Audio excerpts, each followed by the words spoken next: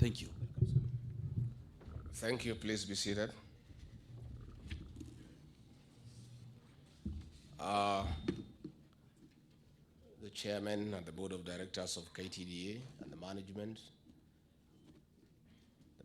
of the Tea Board of Kenya, PS Agriculture, and all our officers from the Ministry of Agriculture, and all stakeholders in the tea subsector, distinguished guests, ladies and gentlemen.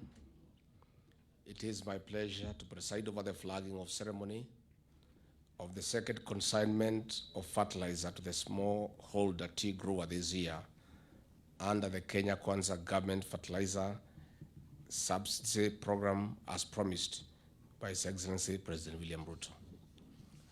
The flagging of this second consignment of fertilizer to tea growers across the nation will ease the burden of farmers in a great way. The 3.7 billion Kenya shillings subsidy for the fertilizer announced by President Ruto saw the cost of 50 kg bag drop from 6,500 to 3,500 for our farmers. This is a promise we made and we have kept. As the Kenya Kwanza government, we remain committed to the agricultural reforms for increased productivity of all the sectors. The role played by the tea subsector in Kenya cannot be gainsaid. It is one of the key drivers of Kenya's socio-economic development and a pillar of economic growth. It provides a source of livelihood directly to over 750,000 farmers, 90% of whom are smallholder tea growers. It also supports 7 million Kenyans indirectly, representing about 13% of the country's population. It contributes about 2% of the GDP and 4% of the agricultural GDP.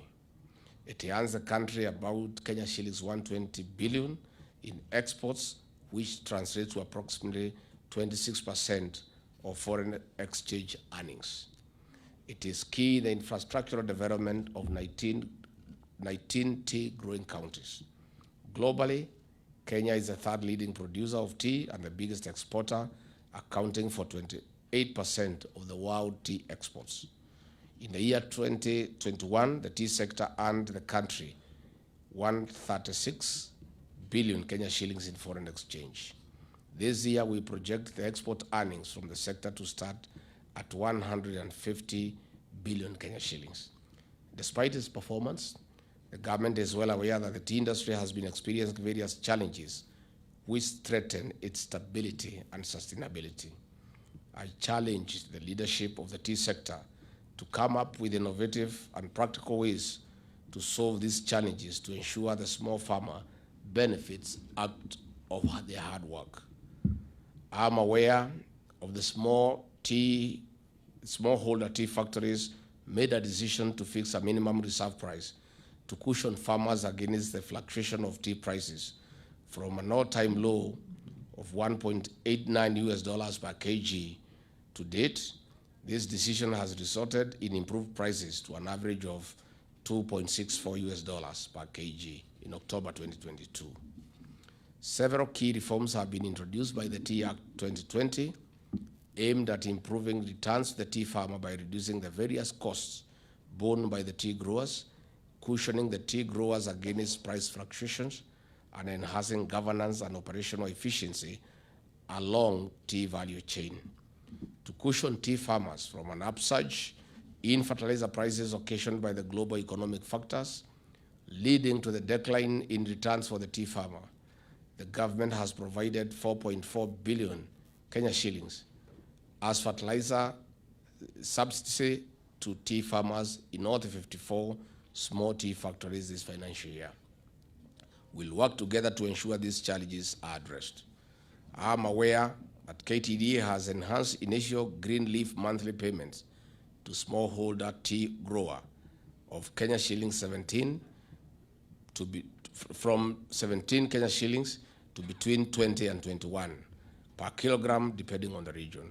Monthly payments to tea farmers are also being remitted on a timely basis by the first week, that is the 5th of every month, as opposed to the third week, and I commend you. In this regard, tea farmers will be able to pay for the fertilizer with ease. However, I'm aware that the full implementation of the tea reforms has been hampered by ex parte court orders suspending the implementation of several provisions of the Tea Act. I'm also aware that though tea growers from 54 tea factories have elected new directors through the democratic system on one grower, one vote, using their respective factory company memorandum and articles of association, this has also been contested by the previous office bearers. Finally, in order to sustain improved returns to the tea farmers, it is important for us to sustain the momentum in implementing the tea reform agenda. Thank you so much, and God bless you. Our stakeholders, PS, I want to confirm. In 40 days, you have seen nothing yet. This is our sector. Please sit down. President William Ruto and I and our team believe the only way to sort out the economy of this country and turn it around is through increased productivity in agriculture.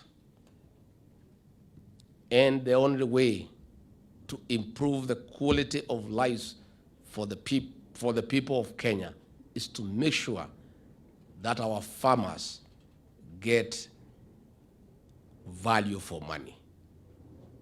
And the farmers who toil every day get adequately compensated for their sweat.